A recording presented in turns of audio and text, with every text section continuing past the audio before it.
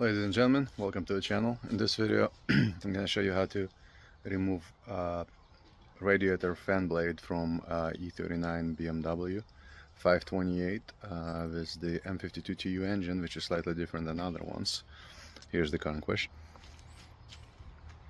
Again, this is 2000 dual Venice M52TU, and check out the video on how to remove it. And one of the reasons for removing it is because the fan blade is missing, and there was a really weird vibration, fairly strong vibration that I could not narrow down. And then I noticed that part of my fan blade is missing, and after consideration I figured out that might actually cause this random vibrations, because they're completely random and they're fairly strong. So let's see if it worked. Alright, so first, see if we can focus on here. You gotta get to the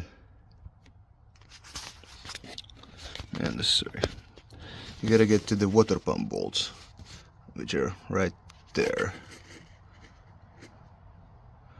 So what I do, I use just a BMW tool. Just go over here. So I just get it on the bottom nut, and you can spin the fan with 32 mil as much you want. So I just go on the bottom nut and kind of just brace it against the middle nut. Sorry, there's just not much room to film. Yeah, so bottom nut.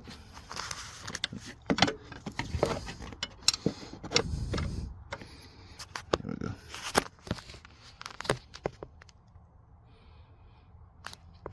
I hope you can see that.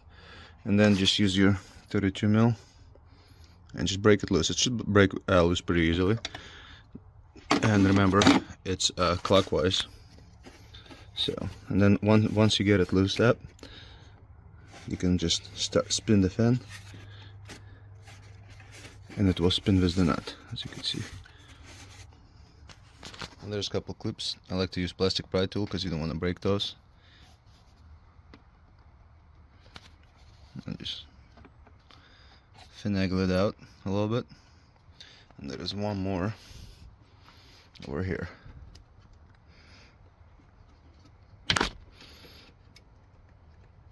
This one's a little bit more of a pain, so I might have a little skinny screwdriver to help it.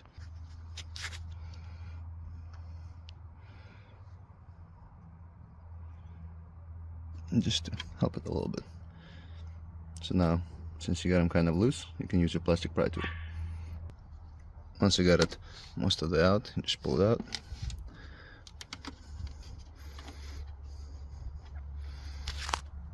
So that was the kind of retainer.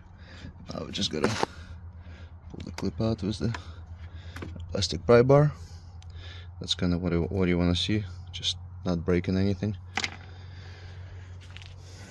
Let's see if we have same luck over here.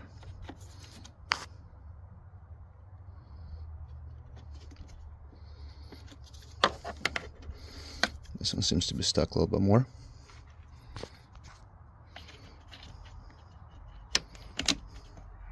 Okay, good.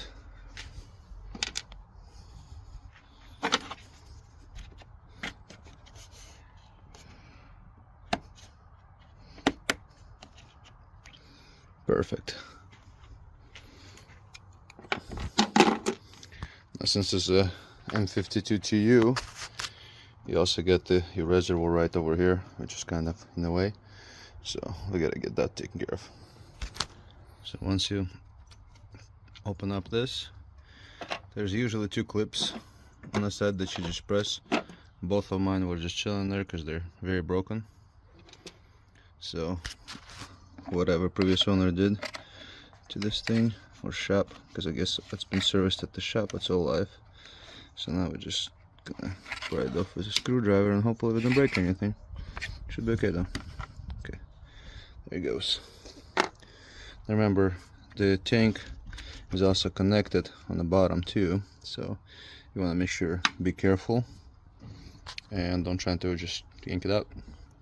So now we're gonna try to remove this little hose for the overflow. Just gonna pry it open with a screwdriver so it moves a little bit, and then I'm gonna go from underneath over here by lifting it up slightly and sticking my finger in there and see if I can yank it out. Sorry guys, can't film that because, you know, no tripod. I mean, expect to lose a little bit of coolant, and patience is the key over here, because, you know, you don't want to rush this and break unnecessary stuff. Okay, so it's off. Like I said, just a little bit of coolant, nothing crazy. Also remove this little sensor over here, which I think it's a cam sensor. Don't quote me on that. Remove the plug, sorry, just so there's a little bit more wiggle room over here. So as you can see, it kind of slides in, the hose is sliding in those two little things over there. Then we're gonna undo this sensor and just press connection. Just move that out of our way. And then make sure that all of the hoses over there, because they all plug in into little plastic, what are they called? Plastic provisions, I guess. So just make sure that you free all of those from there, that nothing catches us over here, because this is gonna be not the easiest thing to pull off. And the fan clutch pulls off together with the what is it called? With the shroud. So I can't do this with one hand without damaging radiator, so I'm gonna pause the video for a sec. Then we have to go from the bottom and free up all of the hoses from those little plastic provisions, and then this kind of just slides out to the side. That way when you're trying to lift it, you're not lifting the whole thing. And again, you're gonna be losing a little bit of coolant. Don't worry about it. Okay, then we're carefully pulling this out. Kind of a reservoir still there, but everything loose, so there's lots of room to wiggle over here. Once you have enough room, about that much, you can just get the fan out without touching anything else. Just kind of let it be here. Here's our culprit. Just one broken one, so we're gonna replace that. Alright, so the bolts are 5mm hex.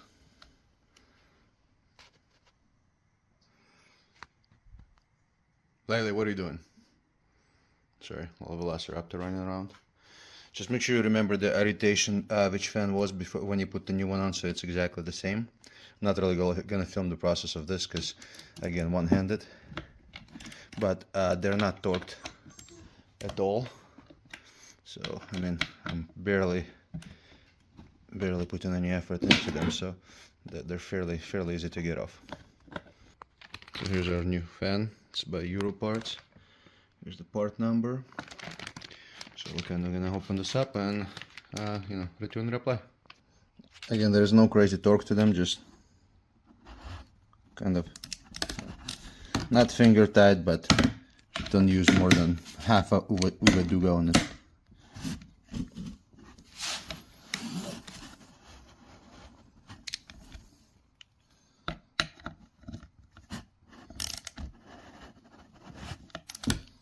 That should be good. Judging by part numbers, this is the OG fan, but it looks like the fan clutch is new already. Alright, cool. Well, I'm surprised they didn't replace both. It's probably why the piece fell out, because, you know, plastic. Alright, now let's get this shenanigan back. Alright, so again, we're gonna try to get this in without beating anything up. Very gingerly. Very hard to do while recording, but you know, you gotta do what you gotta do. Right, might have to actually put the camera down. Alright, so now it's in, and now we just gotta have to reconnect everything back and stuff like that. So, and by the way, if you're worried about losing too much coolant, just cap this with a screw for a bit. To put the clutch back on, just snug it, kind of, or should not snug it, just start the nut with your 32mm, and after that just snug it. Remember, it's reverse thread, so it's designed not to spin out. because when it spins it actually tightens it, so just a little snug, that's all it needs. Don't forget to connect all your sensors, and then that one, and then go underneath and pretty much try to get all the radiator hoses back like they should be, so everything's nice and neat. Oh. Okay.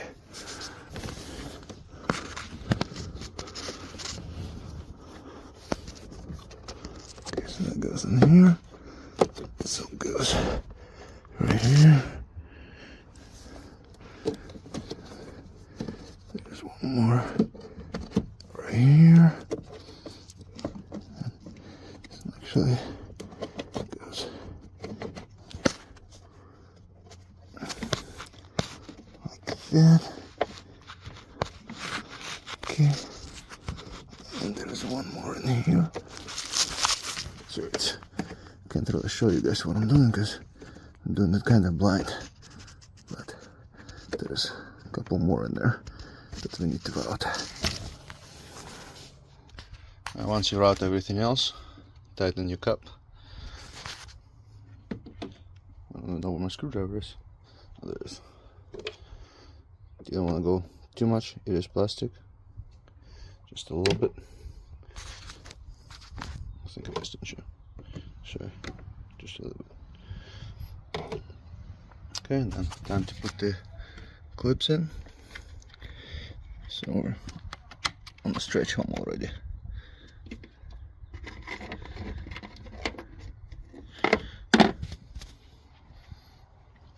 Velociraptor, what are you doing?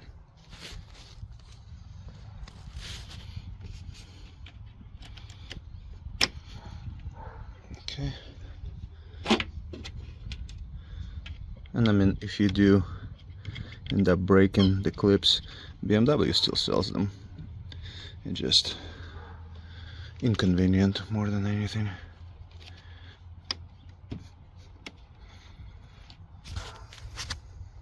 So that's kind of it. New fan clutch installed. Not crazy difficult, but a lot more complicated than it would have been on any domestic fan clutch vehicle. Like on Chevy, it's a 10-minute thing. And this, it's like a 30-minute to 45 minutes, depends how much things will fight you. But yeah, we didn't lose that much coolant, but it's always safe to get it up to operational temp and then kind of see where you're at, of course after it cools down. And then again, with BMW you have this little meter that pops up, it needs to be leveled with the cup. It is showing good level right now, but again, we might have lost maybe a tablespoon, maybe, or at least from what it looked like on underneath. Team, happy to report it fixed the vibrations too. So yeah, here's a little DIY on how to do it for you guys. And if you have weird vibration with no check engine lights and you can't figure out why, check your radiator fan, could be it. Alright team, have a good day and hopefully this video was helpful. Almost forgot, please support your local animal shelters. Right, Bear? Right, laddie?